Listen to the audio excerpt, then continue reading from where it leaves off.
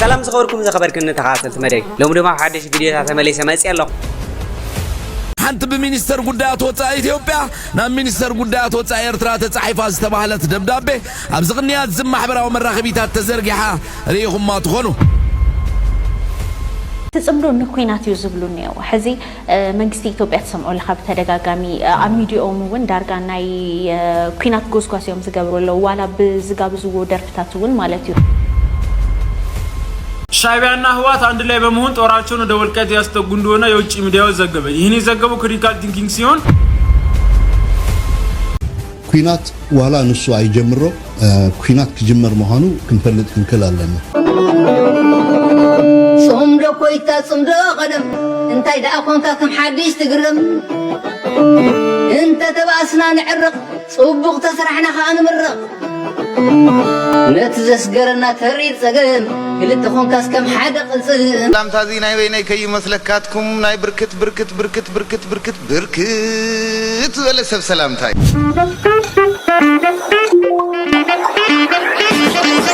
زعتو من خالط فيديو تاسع زي ما يصير زخبركم من زخبركم تخاطلت مدبي راكم زعلان زغازا حدش ندحرو خاينكم سبسكرايب مغار كيترسعنا والكم لايك مغار جمرو سناي صاني سلام سلام كاني يوردل سلام أوني علم بعلمه سلام يوردلنا هاجرنا سلام انتقينا علم بعلمه نحنا نقسم من أسي قسم عديتا نقسم أبوتا تقسم زقابير أملاك بعلمه محرته وردلنا مغنيات صمدو سراويت إيرترا حزب تግራይ ንኽጥዕሞን ዝምችኦ ምንቅስቃስ ንኽገብርን ካብ መሬት ኤርትራ ዝኾነ ቦታታቱን ድሕሪት ሰሓበ ስለዚ ሰራዊት ኤርትራ ይኮነንዶን መሬት ትግራይ ክሕዝ ምን ሰላምን ጽምዶን ንገዛ መሬቱን ውን ገዲፉ ይዘሎ ስለ ሓፋሽ ስለ ውጽዕ ህዝብ ትግራይ ስለ ዝዕሸል ወድ በሻሻ እትተሓስቦ ዘለኻ ደርሆ ጻሕቲራት ትረኽቦሽ ጣራ ገዲፍካ ሙሉዓላውነት ኤርትራ ኽቢርካ ኣብ ልዕሊ ህዝቢ ኢትዮጵያ ኣዊጅካዮ ዘለኻ ኹይናት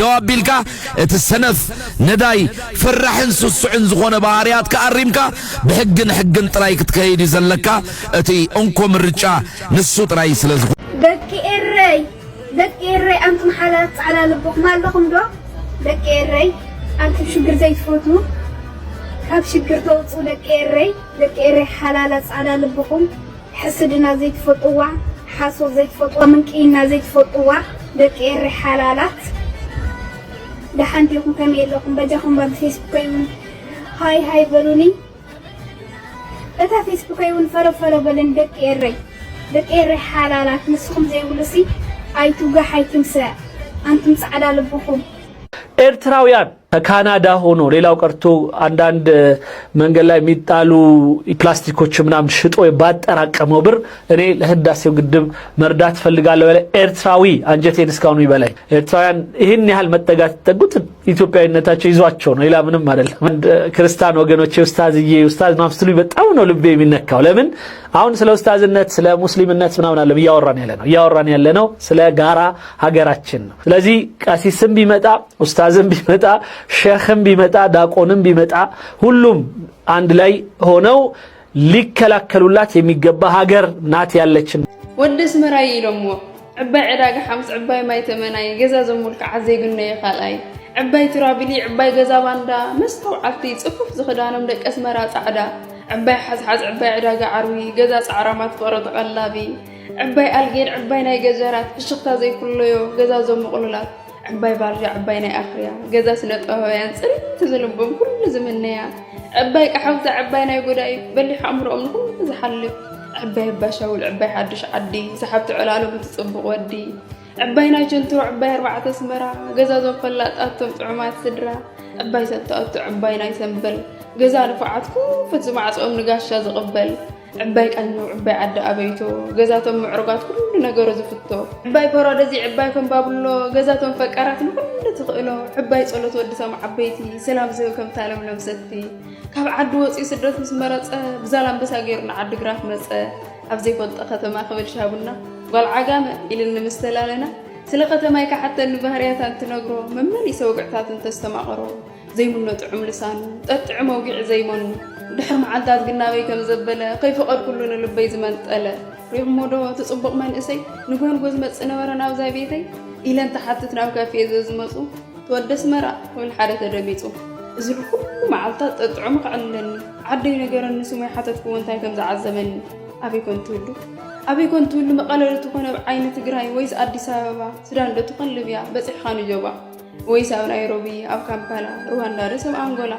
فرنسا لا تكون بس إخواني جرمن هولندا لا تقول له بلجيم دنمارك لا تقول له سويدن أبي كنت له فنلندا دا إنجليز كندا دا أمريكا برازيل دا أرجنتينا كولومبيا دا مكسيكو أبي أخذ الله جابان لا تقول له تشاينا ويس أو دبي ناينك دي مدينة روسيا لا تكون سعودية عربية نبي أخا قيد كأن زال بحسكايا زاقت ميت سمع حاول مراس عدا وين لبي سلدا فنقل بر زخفتت ناصنت مجمر يا باصع تبرهان زرقايت نسانديا بدحريو زخل عمتات تقميطم اب جنبار جندع مكيتم تسويهم سنكيلهم ناصنت اسمرا زقطوا خا بسنك باصع كبر ناي ناصنت بدحر حجوين بتزمص كل حزب إريترا سراويتو نهاجر زي كلا خلوا ليلا ناصنت برهان ناي ناصنت فتح دما كتما باصع كأنزل العالم كتنبريا كنواسعينا كنقالسينا تقاليسنا أتينا حجوين بر ناي ناصنت سلسفونت برهاننا نحنا وين حجة أبون منقسنا لنا أبونغ منسياتنا أبونغ سراويتنا لنا بحري إرترا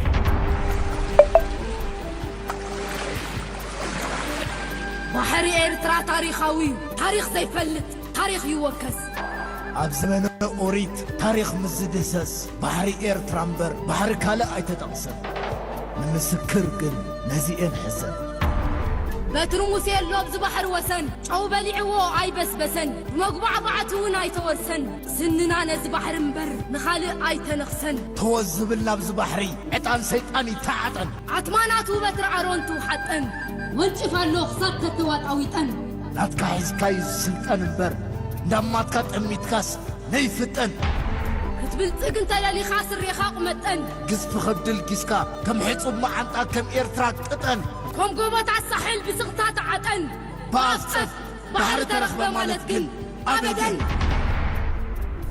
ትማሊ ኣካላትና ብጨው ሳሊና ይረዘዘን ዓብራኽና ብፈኸራ ይተታሕዘን ብእልፊ ጠንቋሎ ይቀዘዘን ብፈኸራ ደርጊ ሰንበደን ተሳሒሉ ወፀንበር ኣብ ብርኪ ሰገደን ነዚ ዝርስዕ ድማ ይተወልደን ብስሐ ኸም መዐቀኒ ተፈርደን ስማዕ እንታ ዛርቡን ሎምን ካዕሪካ ጽባሕ ኸይድነን ኣልባሶ ቴድሮስ ብንፋስ ከይብተን ይኽደን ህላዊኻ ውሕጅ ከይወስደን ሎሚ በዓል መርዛም ዕንቅርቢትን በዓል ደሃይ ሕንዚዝን በቲ መርዞም ዝተሓዘ ይሓዙን ደሪቖም እምበር ኣይወሓዙን ተመሃር ካብ ዝገሹን ዝተበረዙን እንታይ ንዓና ግን ዘረባኻ ይኮነናን ይመርዘን ሴፍና ኣዕሪፊ ዘሎ ይተመዘን ቅስምና ብድምፅኻ ይፈሰሰን መስመርና ጌጋ መንገዲ ሓድነትና ብብዝሕኻ ይፈረሰን ኣጋርካ ዶባትና እንተጥዒሰን ግን ተግባርና ስቕታ ከምዘይወዓሰን ብስም ስዋኣትና ሕንዝና ከም ንንስሰን ብስም እዚ ባሕሪ ንምሕል ኣለና እሞ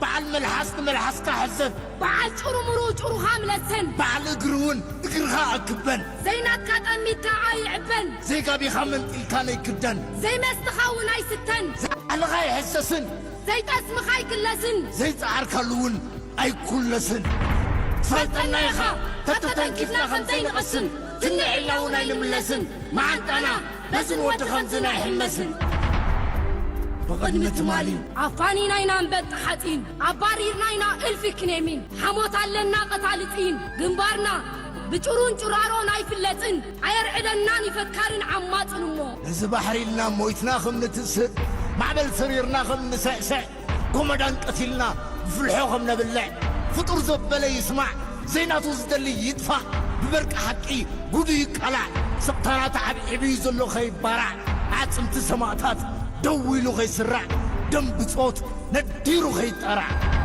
اساتا غومرا خي وطك بحري تطنقق انت زرع نوري صليت تكلب بسن فقري بتحتنا اريوس فكاري زلزت والدو خطفو اميلكا مداري دق خاحسب له منبري يسمعك هلو مع بلا بداري ادقصو ارنز بحري هيك سكان عوارو بحري زخدنا عقلو اما عتقنا توعد نديرو حجدو حلمنا باغا حريرو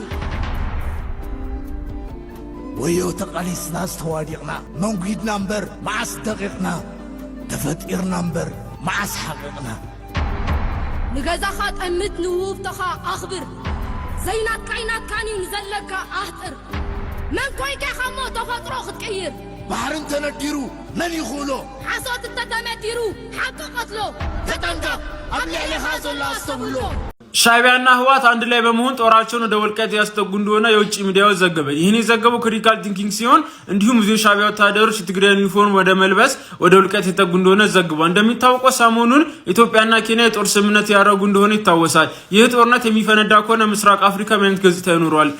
የኤርትራ ጦር በኢትዮጵያ የኤርትራ ጦር በኢትዮጵያ ዋሳኝ ቦታዎች በስፋት እየተንቀሳቀሰ መሆኑን አንድ ሪፖርት አመለከተ። የኤርትራ ወታደሮች ወደ ትግራይ በስፋት መግባታቸውን ዓለም አቀፍ ተቋም ይፋ አድርጓል። ኤርትራና ህወሓት ጦራቸውን በተለያዩ አቅጣጫዎች ወደ ውጊያ ግንባሮች እያስጠጉ መሆኑን ክሪቲካል ትሪት የተሰኘ የግጭት ሁኔታዎችን የሚተነትን ተቋም አስታውቋል። ኤርትራ ጦሯን ያስጠጋችበት አንደኛው ግንባር ኢትዮጵያ ኤርትራና ሱዳን በሚዋሰኑበት በወልቃይት በኩል መሆኑን የክሪቲካል ትሪት ሪፖርት ያመለክታል።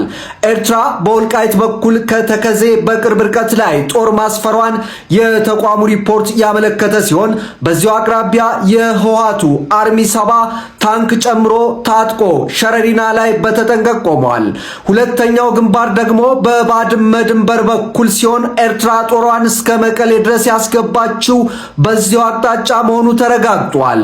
ከዚህ በተጨማሪ የኤርትራ ሰራዊት ቆላ ተንቤን መግባቱን አዩ ዘሃበሻ ከበርካታ ምንጮች አረጋግጧል።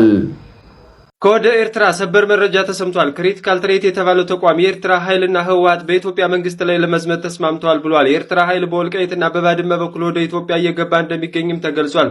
በሌላ በኩል 7 ከባድ መሳሪያዎች በሸራሮ በኩል ተዘጋጅተው መቆማቸውንና የኢትዮጵያ መከላከያ ሰራዊትም ከአንዳንድ አካባቢዎች በመውጣት ወደ ትግራይና ኤርትራ አዋሳኝ ቦታዎች በከፍተኛ ሁኔታ እየተጠጋ እንደሚገኝ ይሄው ተቋም ዘግቧል። ኤርትራ ውስጥ ከበለስ ውጭ ምን አለ ብለዋል? ቁልቋል የሚለውን ቀይረው በለስ ነው። በለስ ነው ባገኝ ነጫው አለ። ከበለስ ውጭ ምን አለ መሰለ? ምን አለ? ኦኬ አሁን ይኸውልህ ታውቃለህ ኤርትራ 1400 ኪሎ ሜትር የባህር በር አላት። እሱን ግመን ነው ይሻላል። አሁን በብዛት ምግባችን እንደ ኮሪያና እንደ ጃፓን አሳ ነው። ወደ ባለኝ ብለህ ኤርትራ ወደ ባለኝ ብለህ አሸልም ኖ ባህር አለኝ አሳ አለኝ ተከራየውም ወደ ምን ያረጋል? ውሃውን እያየተሰደርክ እኮ አሳ እኮ መብላት አልቻልክም። ኤርትራዊ ሞታ የተወና እኛ ሞታ ነገር አስረዳ።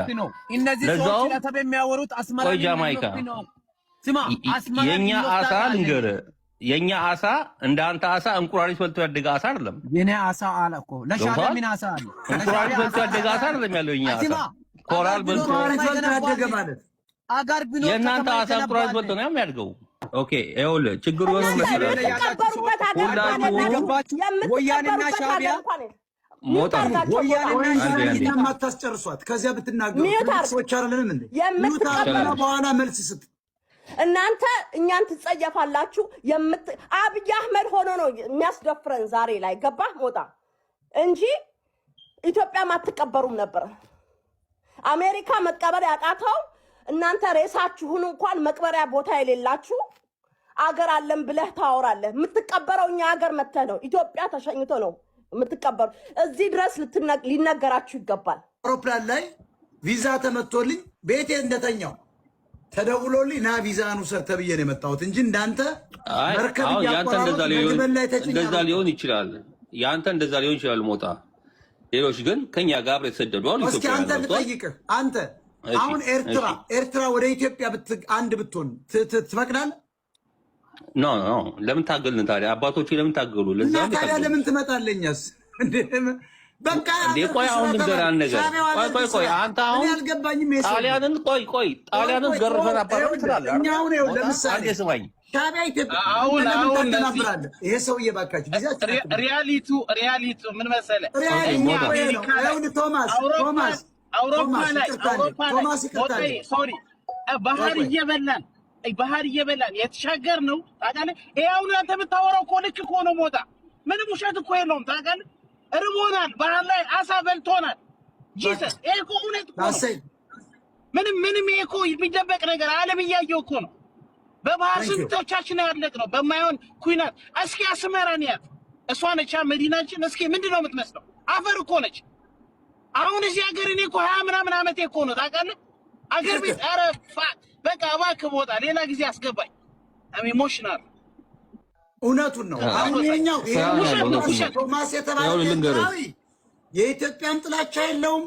አገሪቷ ተቀላቅላ እንደ ድሮ ትልቅ ኤርትራ እንዲፈጠር የአንድነት ልጅ ሊሆን ይችላል። የአንድነት ልጅ ሊሆን ይችላል። ሞታ አቤት እኔ ወታደር ነበርኩ ነው የሚልህ እኮ ስማ እኔ ልንገርህ ነገር እናንተ ናችሁ አቋሉ ልጁን አቋሉ ቶማስን ሲጀምር ማለት ስማ የት ነው የምታገኛት? ውሸታ እዚህ ቲክቶክ ላይ አውቃለሁ።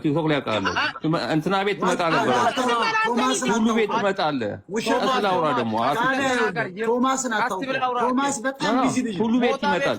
ሁሉ ቤት ተገናኝተናል። ቶማስን የለውም። እኔ የሥራ ሰው ነኝ። የሥራ ሰው ነው አታውቅም። አሁን ልንገርህ አገር የለንም። ስማ አንተ እንዲያውም እኔ ኤርትራውን ያለ ሼምፉል ነው። ታውቃለህ አንተ አገር የለንም። እኔ እናንተ ተሰደን አንተ ላይኖር ይችላል አባቴ። ምናልባት ስማ የኢትዮጵያ ሕዝብ ሲመጣ 130 ሚሊዮን ነው። እኛ 3 ሚሊዮን አንሞላ። ሁላችንም ወጥተናል። ቴንክ ዩ ኦኬ። አሁን አንተ ሌላ ጊዜ አስገባኝ። ቴንክ ዩ አስወጣኝ። ሻዕቢያ ፍላጎትህ እኮ ታውቋል። አንተ ወደቡ የኛ ነው ብለሃል። ኤርትራ አብሮ እንዲገናኝ አልፈልግም ብለሃል። አንተ የጭቁኑ በጣም የምናከብረው የኤርትራ ስማ ወዳጅማ የኤርትራ እናቶች ወዳጅ ብትሆን ኖሮ ኢትዮጵያና ኤርትራ ለምን አንድ አይሆንም ነው የምትል። እንወዳቸዋለን ትላለህ። አንድ ይሁን ሲባል ለምን እንደዛ አይደለም። አሞጣ ቆይ እንደዛ አይደለም። ላስረዳ። መጀመሪያ ኤርትራ እንዴት ተገነጠለች ታሪኩን ታውቀዋለህ በደንብ አድርገህ። አሁን እሱ ልመለስ አይደለም ግን በዚህ ሰዓት ለምሳሌ ታስታውሳለህ ይሄ ሰላም ከመጣ በኋላ የመጣ ምንድን ነው ሐሳብ ምንድን ነው? ቀደም ልጁ ኦኬ ስለ ኤርትራ ወይ ደግሞ ስለ ኤርትራ ወጣት ያለ አንደርስታንዲንግ የተሳሳተ ነው። የማን ጥላቻ የለውም ለአንተ የተሳሳተ አረዳድ ስለ ኤርትራ ወጣት ምን ብያለሁ? ምንም ብየማው አሁን ምን ስትል ነበረ? ርቦት ነው የመጣው ዳቦ ሊቀማ ጃማይካ ጋር እስቲ ቀጥል። ጃማይካ ምን አለ? ጃማይካ ምንድን ነው ያልከው? ጃማይካ ዲማ ኤርትራ ላይ ምንድን ነው ያለው? ኤርትራ ላይ እኮ ቁልቃል ብቻ ነው ያለው። ከቁልቃል ምን አለ? እስኪ ንገረኝ። እስኪ ከሽንፍለና ከቁልቃል ምን አለ? ንገረኝ። ቦት ያለ መልስለት። ቆይ ያለው ሞጣ እዚህ ጋር ያለው ነገር ንገሯ። ኤርትራ ውስጥ በለስ ብቻ ያለ እያለ ነው። ወደ አክር ያለ እያለ ነው። ብሮ ጋሻ ሒዘልኩም ቀሪበ ኣለኹ ናይ ሎም መዓንቲ ጋሻና ፍልይ ዘብላ ቅድሚ ሕዚ ኣብዚ ኣብ ናይል ሚድያ ቀሪባ ናይ ውልቀ ናይ ሂወት ታሪካ ኣፃዊታትና እያ ነይራ። ሰላም ዮሴፍ ኩልኩም ተስታውስዋ ኢኹም። ኣነ እውን ቅድሚ ሕዚ ኣብ ናይል ሚድያ ካብ ዝገበርናዮ ፃንሒት ዝተወሰነ ከስማዓኩም እየ ሕዚ ኣምዝስ እንደ ብሂወት ተሃሊ ፈጣሪ የለን ማለት እዩ ደሳለ ማለት እዩ።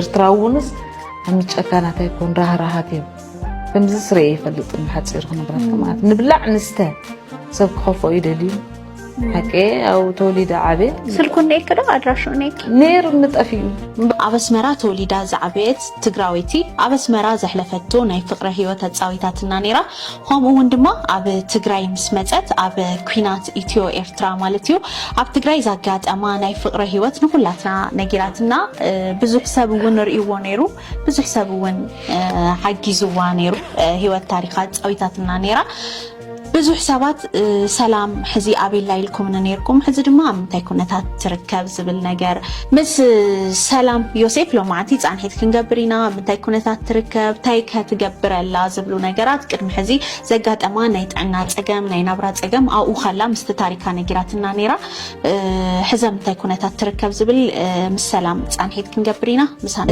ናይክ ፕሮግራም ብጣዕሚ ብዙሕ ሰብ ርእይዎ ነይሩ ብጣዕሚ ብዙሕ ሰብ ርእይዎ ነይሩ ብዙሕ ሰብ እውን ደው ኢሉልኪ ተስፋ ይገብር ትነግርኒ እውን ስለ ዝነበርኪ ማለት እዩ ከምሽ ነገር ኣለዎ ናብራ ፅቡቅ ሓድሽ ህይወት ዘላ ኤርትራውያን ሓድሽ ህይወት ሒዘ ኣምላኽ መስገን ጥዕናይ እውን እናተሓከምኩ نحن لو حج مالتي تحكم الناس تقبر لك أوه بحاني بتصبو درجة إذا لك مات هو مجمريا أبزي أبناء الميديا ختمت خلقي زنبركنا حزب علو وفلا لينيكي هذه دس لبلجات حقو السخونة في الشقة زلوا جات يختارين زلق كم حزي أو مستي زنبرة نجار مستي زنبرة تنكتون أبدي سكين كتني وزنبب أزي بعلو مرأي ناس عم دس بنجار طعمي أنا ندسيدني يتراون حواتي كعدس كلهم بزنكم ودي غنيرة أتسي أمني زم حواتي طعمي زي مسجنهم علم تعنا نهبهم زم حواتي حج قاس رحي كجمري حسب اللهمات هو السوستي كنا واقعينا ما أبز حج درجة نوعلس أبغى هنا بتنقطن أبكالي خالي نيرة حج كني سحر يتصاوت بقى مصدق جزاوتي متعبيتي دك أسمرا بقى خمت أنا زد اليوم يوم إرتراوين معي مالت كنت زفتهم يوم أنا عاتم كأب تعمي إذا مسجن بتلي بايز بهانيرو شو بدم زي بالكومبر بفولي كأمات إرتراون دي إرتراوين كلاتهم بفولي نقولهم مالتي يمسجنوا كلاتهم حنت بمينستر قدات وصاي إثيوبيا نام مينستر قدات وصاي إرترا تصحيفة استباهلت دبدابة أبزغنيات زم محبرة ومراخبيتات تزرقحة ريهم ما تخونوا أتا دبدابة مقصلتانا يتبجوهم مسي إرترا عروقنا زبل لمنا ود بشاشانا تشافرتونيا بلعل تنبيبكا كمز مفراري حياة مسل أدقابيل كان تاريخا ياغن لما نويا لما نود بشاشا كم عملوا مسي إرترا عروقني ليزل منزلو نزل منانا مفراري حز مسل قالات نمغيارو بزعبا عسب نزرارب زبل مسلم ممنت بقميتو لولو نايزي عمل سنتسرتيا إرترا بزعبا لو على ونتا مزخونا أكال زرارب ولو مخنيات يبلان عمنا يهالولو حشويون أي تأتوني اتخالي زل على نتبقن سراويت إرترا خمريت إثيوبيا يوتا زبليو زقربي إرترا خبتوع الألجرس زو السنة اللابوتاتا توتاي زحازتو بوتا خمزي اللي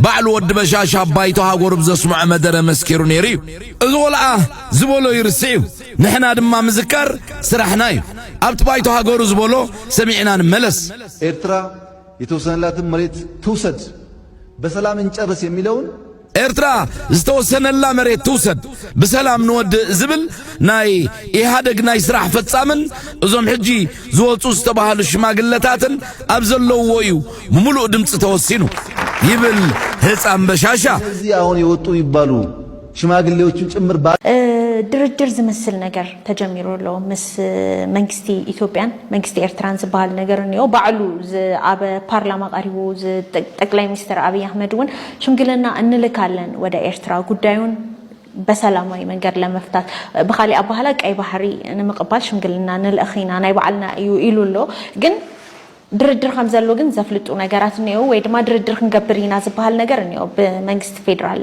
ዝወፀ ማለት እዩ እዚ ድርድር እዚ ተተኻይዱ ንትግራይ ክጸልዋ ይኽእልዶ ናይ መንግስቲ ኢትዮጵያን ናይ መንግስቲ ኤርትራን ሰላም ሆን حزب زي كويت بقى كله جريمبيت ስለዝኾነ ተጽገምና ንሕና እንታይ ኢና ዝብል ዘለና ኣሞንጎ ህዝቢ ትግራይን ህዝቢ ኤርትራን ዝነበረ ጸገምሲ ንፍታሐዮ ሰላም ንኹን ይብለና አይኮነን መንግስቲ ኢትዮጵያ ካንተ ሓቁ እንተኮይኑስ ምስ ኤርትራ ዝገበርክዎ ናይ ኮረኩም የን ናይ ከጥፎኩም የን ገይጋ እዩ ስለዚ ዓድና ሒዝና ናብ ዘላቕ ዝኾነ ጉርብትና ዝጠሎ ስራሕ ንስራሕ እንተይሉስ ንትግራይ ክጎዳእ ይልክ ከም ሰብ ክትሓስብ ከለኺ ኣይመፀልክን ግን ባህሪ ናይቲ ስርዓት ተወሲድክ እየ ግን ሰላም ስለ ዘይደሊ ኣነ ይኮንኩን ሰላም ኣይደሊ ዝብለክ ዘለኹ ናብዛውን በርካብ ዝድይብ ክሻ ዘውግእ ኣሎ ስለ ዘውግእ ዝነብር ስርዓት እዩ ምክንያቱ ሰላም ገይሩ እንትነብር ርእዮ ስለ ዘይፈልጥ ኣብ ሰላም እዋን ከመይ ዘለ ባህሪ ከም ዘለዎ ስለ ዘይፈልጦ ኣብና ታናይ ውግእ ባህሪኡ እየ ዝፈልጥ ስለዚ ካብቲ ባህሪኡ ተወጊስኪ ምስ ኤርትራ ሰላም ክብል ከሎ ናይ ብሓቂ ሰላም ደልዩ እዩ ኣይብልን እንታይ ዳ ይደልዩ ሰላም ዝብል ዘሎ እንተይልክኒ ኣብዚ ክህልዎ ዝኽእል ብድሆ ዝፀገሞ ነገር ኣምሓራ ሙሉእ ብምሉእ ተይተቋፃፀርካ ትግራይ ንምውጋእ ሰራዊት ኣቲኻ ንምውጋእ ተፀጊሙኒ ክሳብ ክፅጎሞ ዝኽእል ተፀጊሙኒ እዩ እምበር ናይ ምውራር ሕልሙ ሚያዝያ ትሕዝ ጀምሮ እዩ ዝሓለፈ ሚያዝያ ማለት እዩ ሰነ ይብል ግዛዕ ይብል ማለት እዩ ካብኡ ንኤርትራ ዝገብሮ ገወጣ እውን ናይ ትግራይ ኩነታት ተይተቋፃፀረ ዘይኮነሉ ምዃኑ ሓሲቡ ኣሎ ስለዚ ናይ ቀደም ሰዓብ ጉዳይ ዘቕምጥ ዘሎ እየ ዝብል ኣነ ንኤርትራ ኮንቴይን ብምግባር مساكم سلام يزدلي مستقراي زغورو غن ናይ ውሽጢ ጉዳዩ ስለዚህ እሱም ጠልቃይቱ ተውኒ ይሉ ከጽንህ ትዛዝ ትናሰት ተዘይ ኮይኑ ከም ትንስዙ ለሾርት ሜሞሪ አው ኩሎሎ ይሉ ስለዛምን አብላሊ ኤርትራ ዝጎሮ ናይሉ በቃ ታናይ ወዳታ አረብ እኮ ተኩስ ነጊሩም ቆይ ሌላውነትኩም ሲ ብሰንክ ወያነ ናአና አፍናናው አዲስ አበባ ኮይኑ ይምበር ማንንም ዝሕንዶልኩም የለን ኮይኖም እንቶም ጀነራላት تردي خندلك 200 مليون حزب لنا نسخم زلكم بس 3 مليون تكون ببع عمد 3 مليون نولدنا ماتماتيكال إليمينيشن متر تقريبا ناس كنوت فوقكم يناكل صون السجن بزح سلا زي شجرات زولو تفوق جزعون ملحس بزح سلا زي تقم عوزيتات كساي قبل معناتي دعمي يقني له دس لبل زان حيت نيرونا من هالباتسيل عالكو نقرتها لي منهم يا خلنا يقني لي بدعمي ما مرابها دسيلونيو ثانك يو بدعم دقيقة انا وني